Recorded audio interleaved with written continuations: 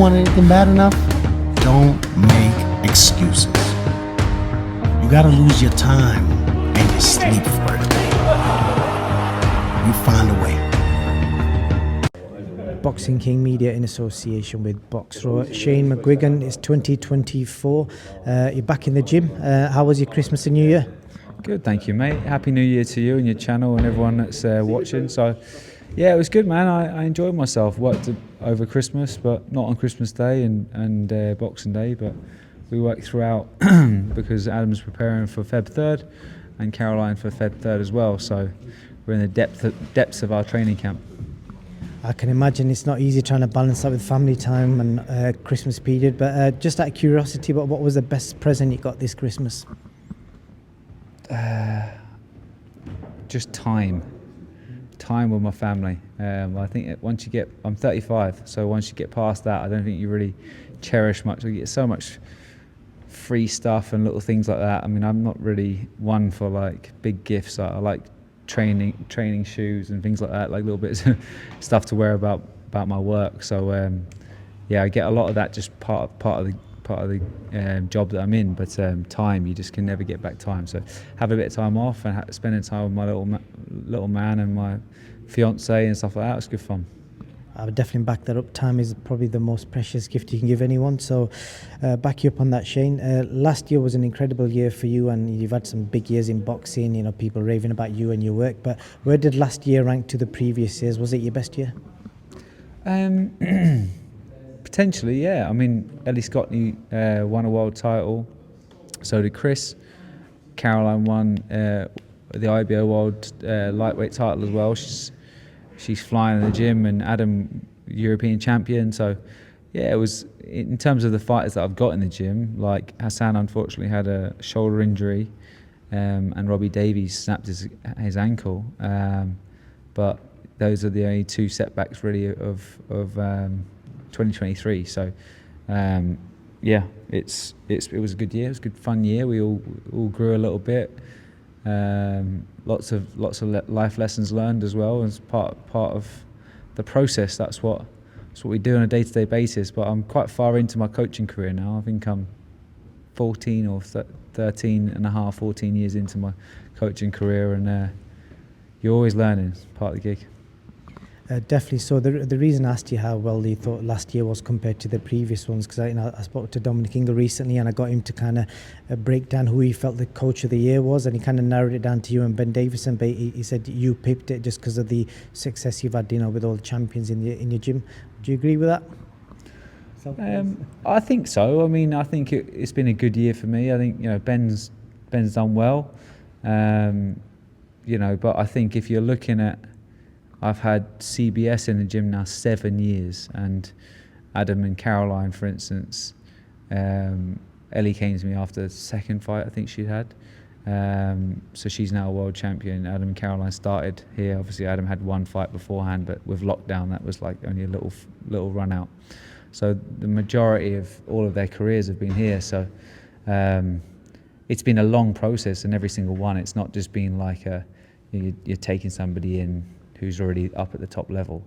It's a long process. So yeah, it's nice to see all of them achieving whatever status and level they're at. You know what I mean? Adam winning a European title, Chris getting to world honours, and having one of the biggest upsets of the year really. And Ellie, obviously, she's about to fight for unification, and Caroline's about to completely take over the lightweight division, and the rest. So we're in exciting times. Just want to get your opinion. If you take yourself out of the mix, who do you think, if you wasn't in the mix, who else would you say was the most standout coach, British-wise, in the last year? In your opinion? As I said, Ben's had some good wins, and Grant Smith's done quite well. Joe Mack up north's done well. Obviously, like, he probably had a better 2022, maybe 2021 even, with Liam Smith. So yeah, everyone's doing well. It's good to see everyone doing well, because, you know, boxing over here is actually thriving. And, you know, a lot of fighters would have always said, "Oh, go to America and, you know, you get your learning out there." But really, there's there's a lot of depth of good coaches in the UK. I agree with you there. It'd be interesting to see how many American fighters we get jumping ship on this side. Talking of fighters changing, Craig Richards recently joined your gym. What do you make of Craig as a fighter, where he's at, and what you think you can add to his game? I'm so excited about Craig. First off, absolutely amazing human being, great guy. I think, with his natural athleticism, his punching power, his experience, I think all of these things, fighters come to me at certain times of their career, like George Groves. Once he'd sort of had his fights against Froch and Badou Jack, he came to me and we got him over the line. Luke Campbell, unfortunately we didn't get him over the line, but we got a lot out of him at that top level, and I believe if he'd have boxed Linares with us, I think he would have won. But he got chucked in against Lomachenko, which is when he was at the height of his career, pound for pound list. So it's nice to sometimes take on someone that's there, and you can work on a few things, try and get him over the line, especially with the raw ingredients that Craig Richards has, and I think he's a student of the game. He's always looking to learn, he's looking to develop, and that's someone I want to work with. He pushed Bivol close, he pushed Boazzi extremely close, and Boazzi had a 5-month training camp with Virgil Hunter, who is one of the most established coaches in the world. He's his best bit of coaching was with Andre Ward over those years, and he's done great work with Berto, Khan, people like that throughout the years. He's a very established coach, and I think with Craig, I believe that if we spend a year working together, yes, he'd be 34, but I still believe that we beat all these guys. I genuinely believe it, because he's got so much to learn, and he's so capable of learning, and that's what I'm really excited about. I can't wait to get this journey started, and I genuinely believe the light heavyweight division where it's at, there's a turning point. I think Betabayev is at the end of his career. I think Bivol looks lackluster and doesn't look motivated. Me and Craig keep working. I think those fights, Boazzi, for instance, love to run that fight back. Some great fights domestically, great fights internationally as well. And I think most important thing is just keep learning, keep developing, and I believe he's got the raw ingredients and potential to beat all of them. Obviously, you're probably in a good position now where you can kind of almost choose a fight as you get. What was the one big reason that stood out for you to train Craig for you? Because Craig doesn't have every fighter has to have confidence. Every fighter has to have a certain amount of ego and self-belief. But he wants to learn.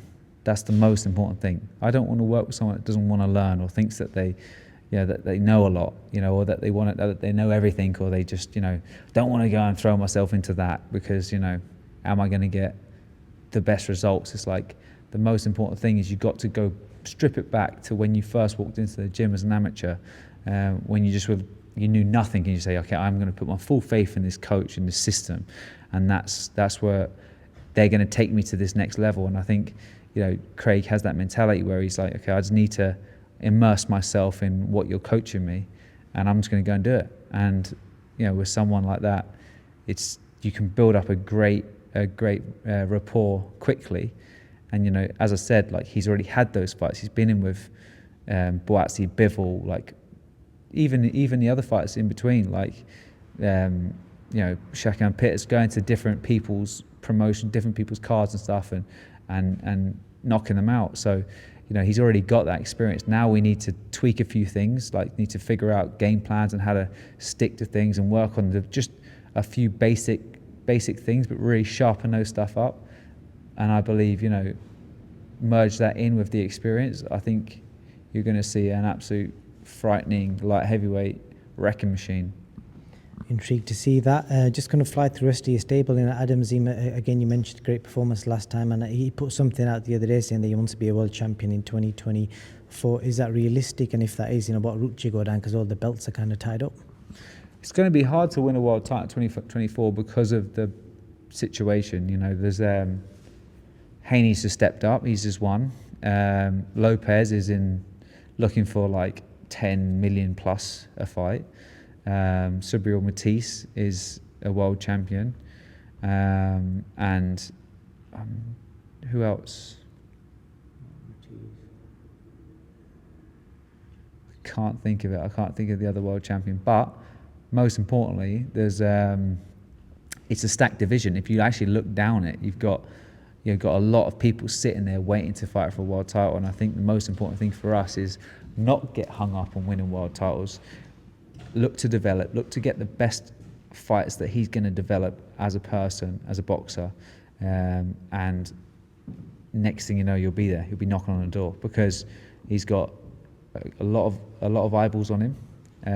He's already a European champion, and we can just now have 5 fights at a decent level where we're developing every single fight and we're getting ourselves in line for the governing body that we want to target. Because like a lot of the governing bodies, you can sit there waiting a long time without getting your shot. So we're going to need to know that when we go down that route, we're going to be treated fair, and we're going to get our shot. And I think that's important. I think the complaint people are complaining about Adam is they want him to fight like a recognisable name. So if you used to pluck a name out the year for 2024 that's realistic, like obviously the Dalton Smith fight's not realistic, but if you can pluck a name out that the fans will know, who would you like to see him in with? Linares, at the tail end of 2024. That's the sort of name I'd like.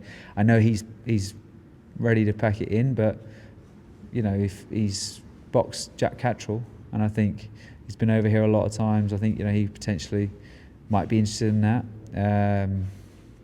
You never want to call someone out that's kind of already saying, "Oh, I'm at the end of my career," but great name and great experience, and I think he does everything really, really well. Phenomenal fighter, and I think that would be a great fight.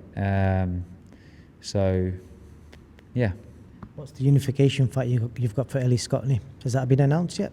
Not yet, no, but we're working on things. There's a French girl that's European champion, and you've just seen Erica Cruz just win a world title, and you've also got Mikada as well, who's the WBC world champion. So I think 2 of them are under contract with Matchroom, and one has already done a fight with them. So I don't think it's going to be hard for us to get unification. It's just about looking at the dates, looking at the time frame, and also when we do win that unification, and we want to also try and unify undisputed, before moving up to 126.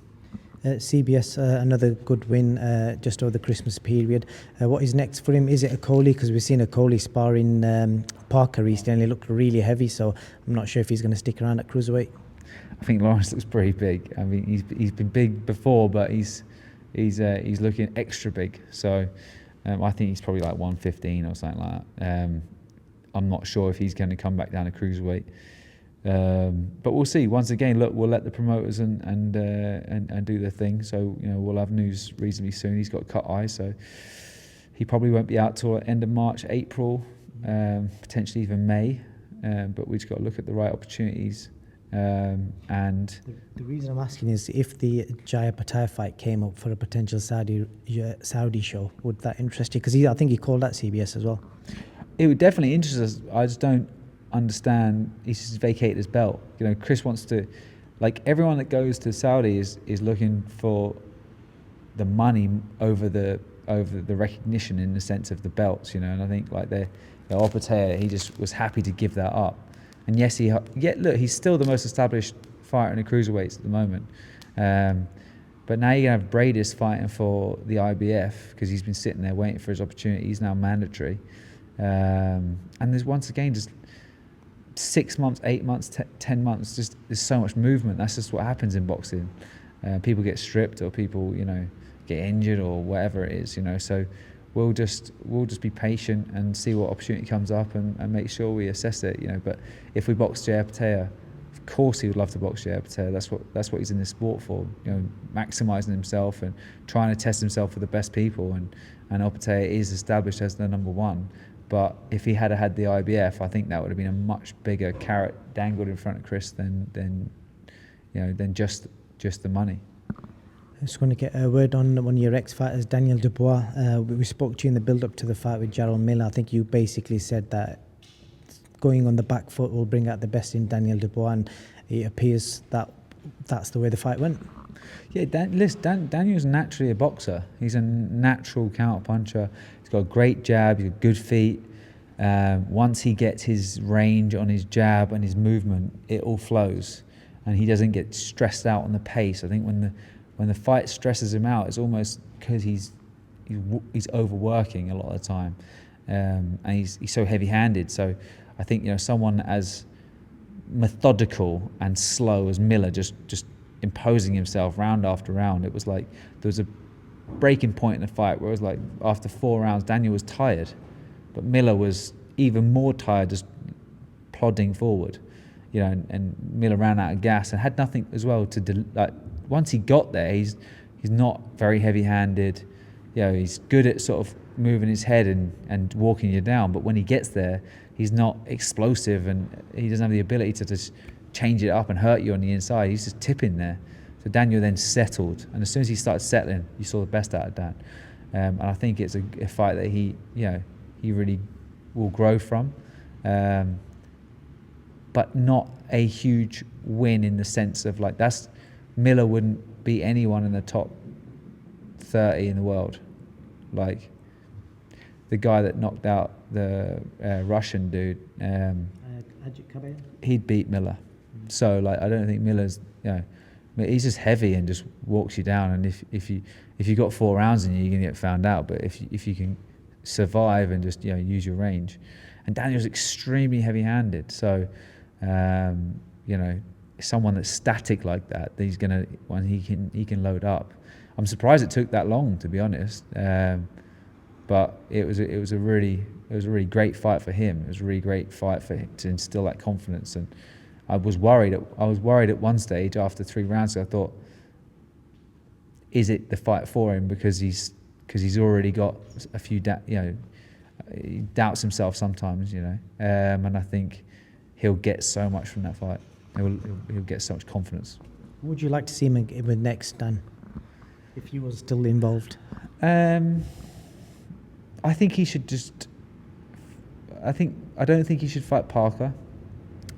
I don't.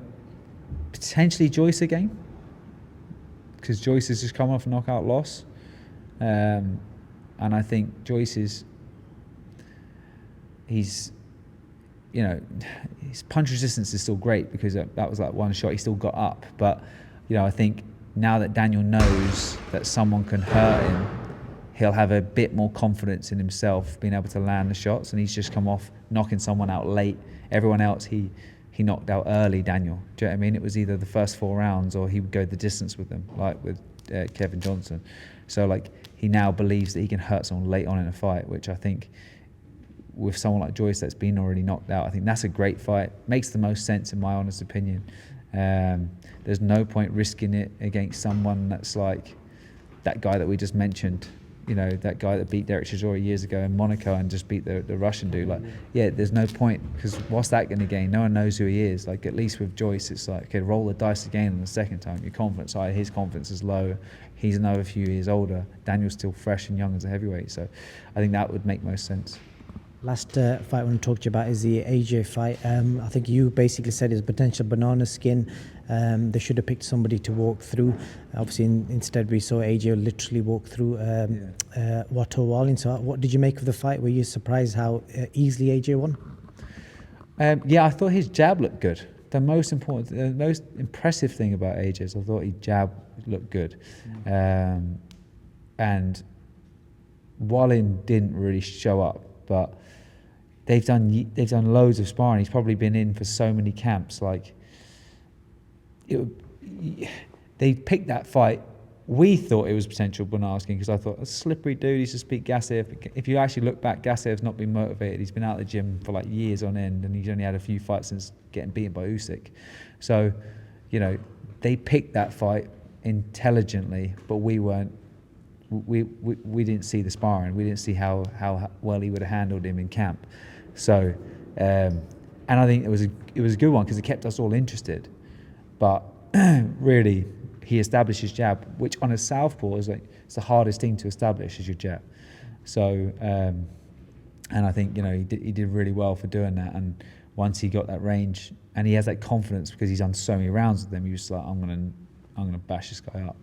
And yeah, it was a great showcase. It was the complete opposite of what I thought was going to be the case with Parker and Wilder. To be fair, most people thought it was a potential banana skin. If anything, I think if I remember, most people said Wallin is the one that may cause the upset. Did you see any differences in the AJ that we saw the fight before?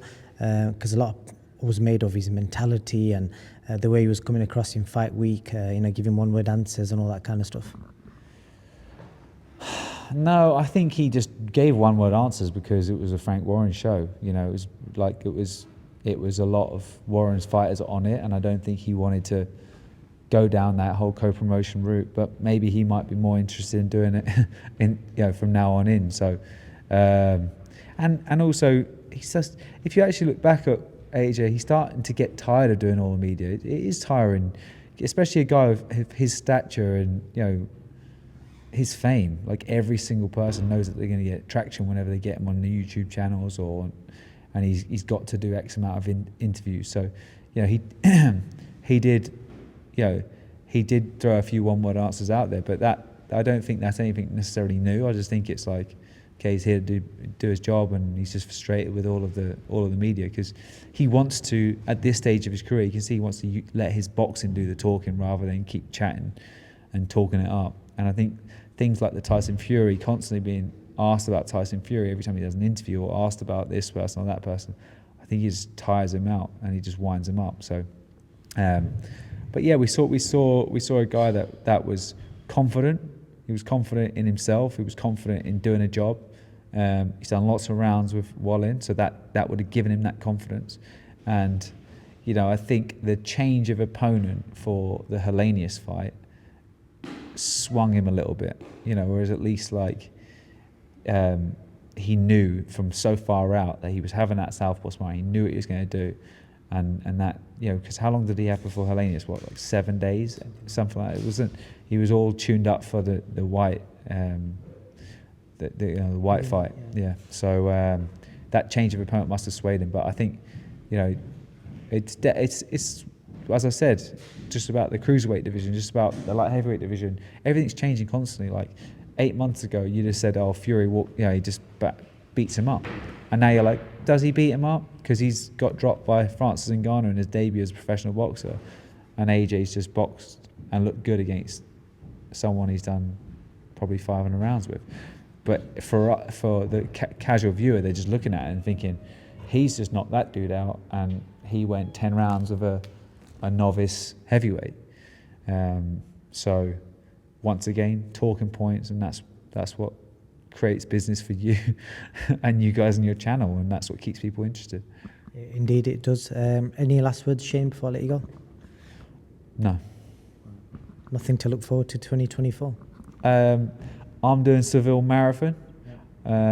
So I've sat for 10 years with no motivation to do any training. I'm down about 9 kilos since this time last year, and I've put my mind and efforts into dedicating myself to do a marathon. I'm going to try and go sub 3 hours. It's fucking bonkers, but the paces that you have to run at. But I'm quite far into my training, so that's the plan. February 18th, I want to see a few more world champions in the gym by the end of 2024 as well. So looking forward to taking this year on. I wish you all the best. Thank you for your time, Shane McGuigan. Thank you. Want anything bad enough? Don't make excuses. You gotta lose your time and your sleep for it. You find a